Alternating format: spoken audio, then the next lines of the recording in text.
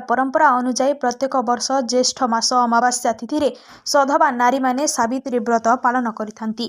एही पर्व प्रत्येक ओडिया घरे धूमधाम रे पालन करा जाय थाए। स्वामी दीर्घायु कामना करी सारा दिन उपवास रखुतांती पत्नी। स्वामी दिनटीए पालन करती स्त्री। जगन्नाथ मंदिर, शैव मंदिर, चौरा मूलरे एवं निज ठाकुर घरे पूजार्चना करी व्रतोत्सव सह सावित्री उपाख्यान पाठ करा जाय। वास्तव में पूजारे आराध्या देवी होउछंती मां सावित्री। महिला माने नुआ शंखा, सिंदूर, फल, विभिन्न पूजा सामग्री नहीं पूजा रीतिनीति अनुसार पूजा पाठ करिथांती। महिला माने दिन तमाम उपवास रही व्रत पालन करिथांती।